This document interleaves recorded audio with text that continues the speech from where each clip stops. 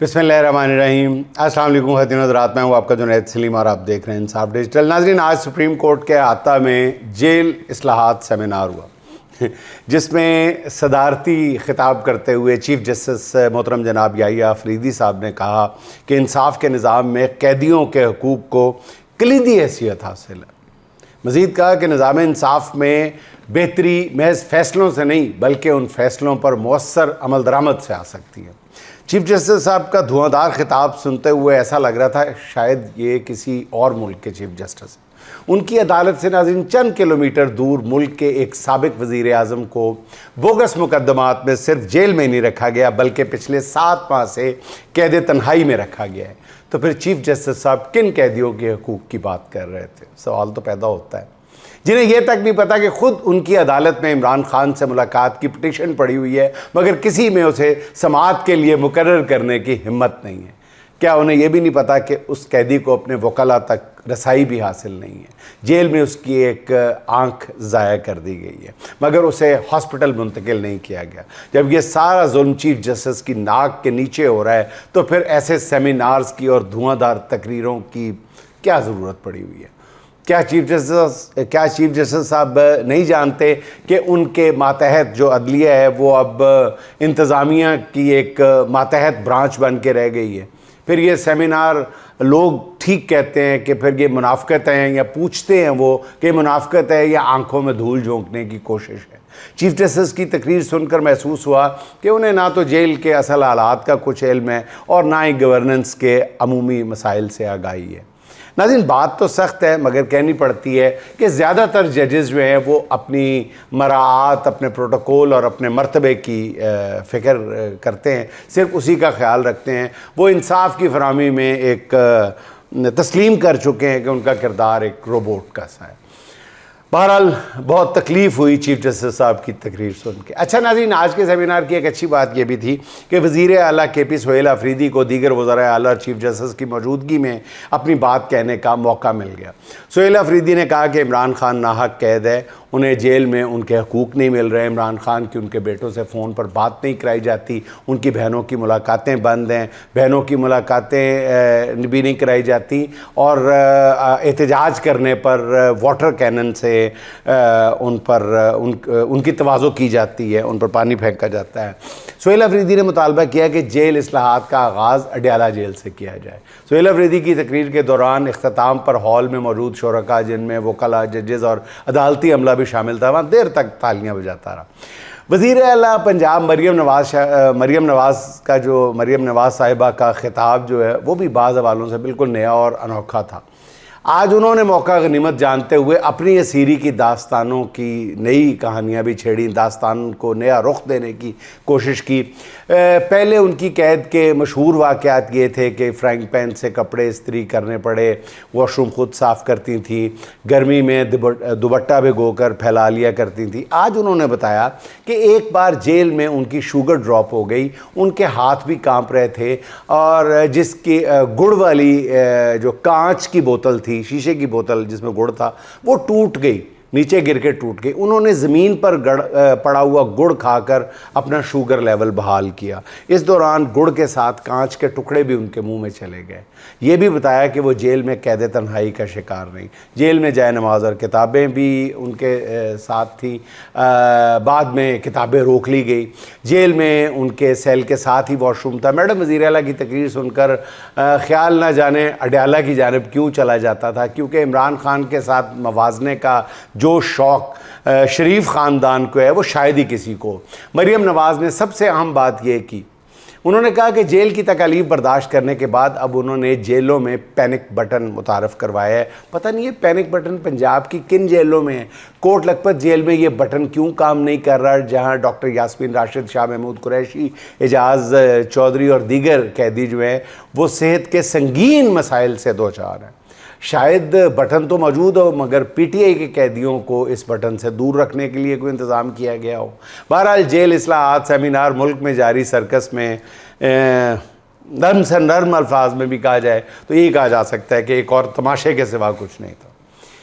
अच्छा नाज़रीन, जेल इस्लाहात और इंसाफ का जिक्र हो रहा है तो इमरान खान के मुकदमात का जिक्र भी ज़रूरी हो जाता है। इमरान खान के मुकदमात को किस तरह उलझाया जा रहा है टेक्निकल अंदाज में, उसका अंदाज़ा इस बात से लगा लें कि तोशाखाना 2 केस में इमरान खान और बुशरा बीबी के सज़ा के ख़िलाफ़ अपीलें जस्टिस खादिम हुसैन सोमरो के बेंच के सामने लगाई गई थी।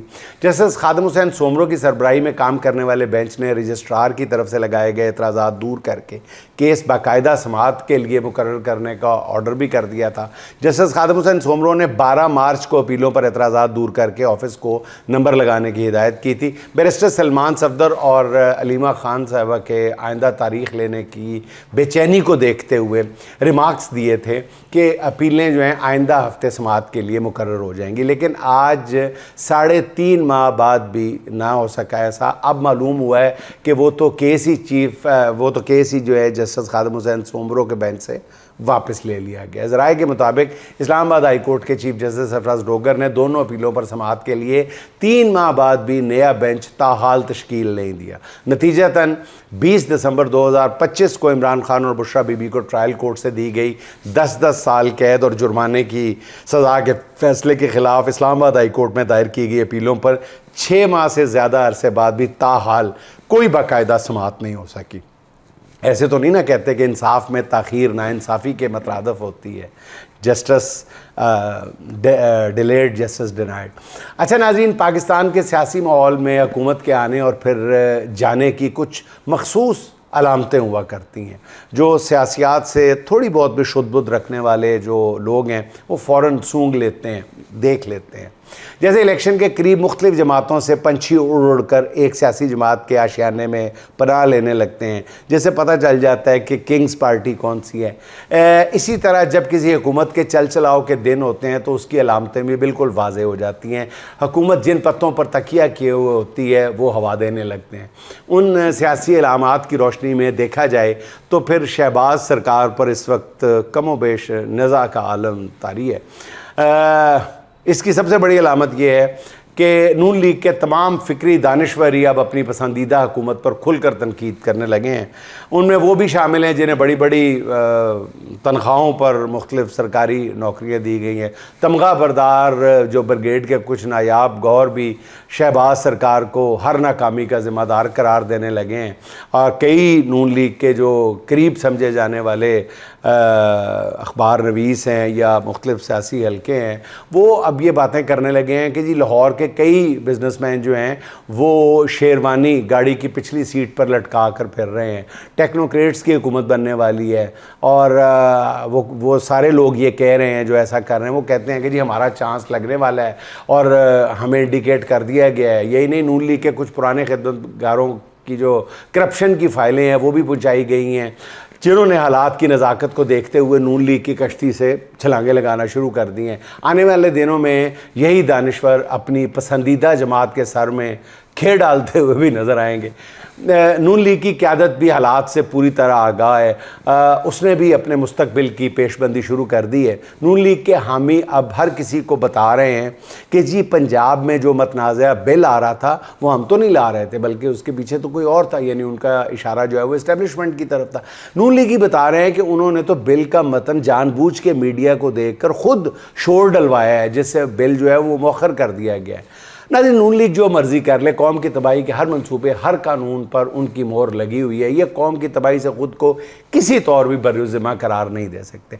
दूसरी तरफ वफाकी वज़रा जो है वो अलग परेशानी का शिकार है। काबीना में तब्दीली की ख़बरों से एक नफसा नफसी का आलम है। ख्वाजा आसिफ और एहसन इकबाल जैसे जय्यद नून लीगी तक अपनी वजारत बचाने के लिए कहा जा रहा है कि जी हाथ पाँव मार रहे हैं। कई वज़रा तो ख़ुद मुक़्तदर मकामात पर राब्ते करके अपनी वजारत बचाने की कोशिश में हैं, क्योंकि वो जानते हैं कि शहबाज शरीफ तो सिर्फ हुक्म के ग़ुलाम हैं, उन्हें ऑर्डर आ गया तो वो कर गुजरेंगे। इसलिए वजारत बचाने के लिए कोई वफाकी वज़ीर अपने वज़ीर आज़म की जानिब नहीं देख रहा। जब ऐसे हालात हों तो फिर हुकूमत का चल चलाओ जो है वो यकीनी हो जाता है। अच्छा नाज़रीन, आज़ाद कश्मीर के जो हालात हैं वो ताहाल एक तरफ कशीदा है। इलेक्शन शेड्यूल का ऐलान हो चुका है। तहरीक इंसाफ की क़यादत इलेक्शन के बायकॉट के बारे में एक मखमसे का शिकार है, सोच विचार कर रही है। इस बारे में पार्टी में वाज़े तौर पर पार्टी क़यादत में दो तरह की आरा पाई जा रही हैं।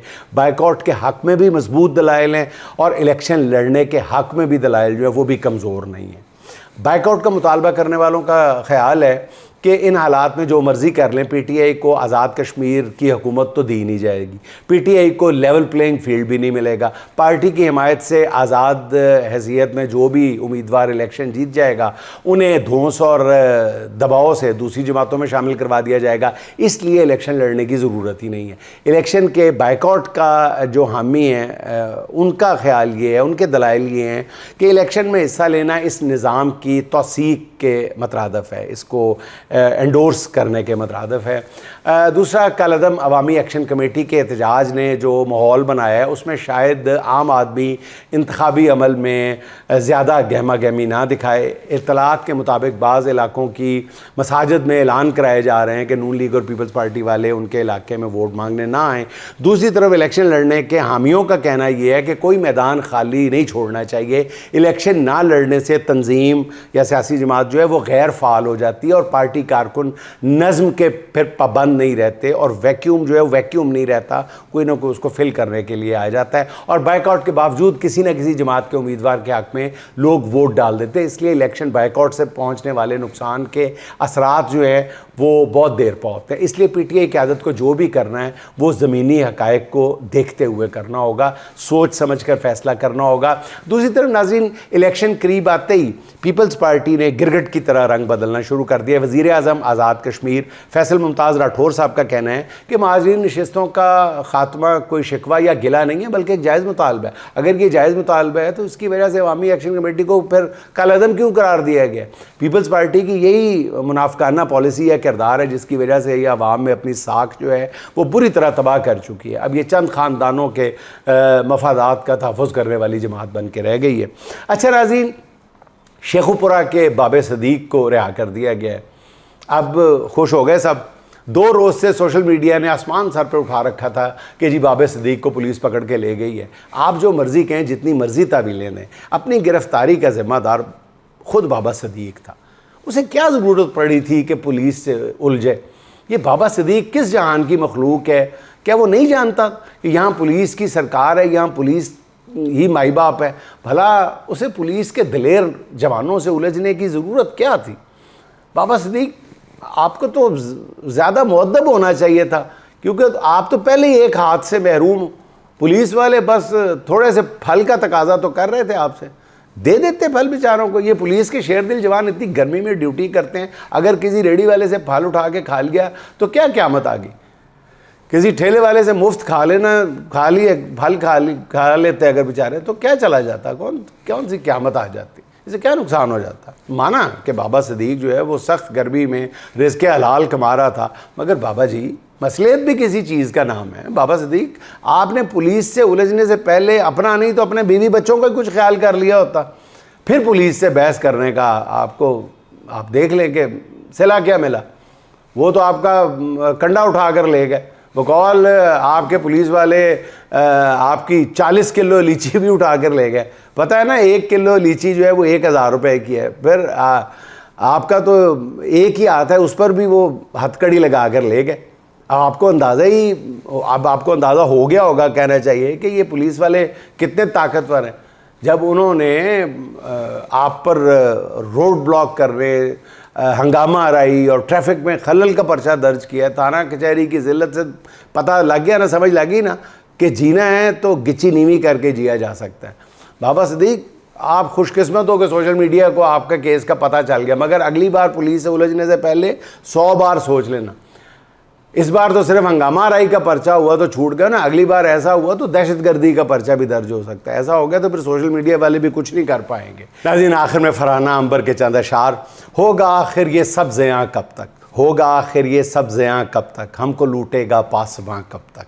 आग जो लग गई तो उठेगा, आग जो लग गई तो उठेगा, हम छुपाएंगे फिर धुआं कब तक। शिद्दत गम से फट ना जाए कहीं, जुल्म देखेगा आसमां कब तक। अपनी हालत पे बोलना सीखो, दर्द शायर करें बयां कब तक।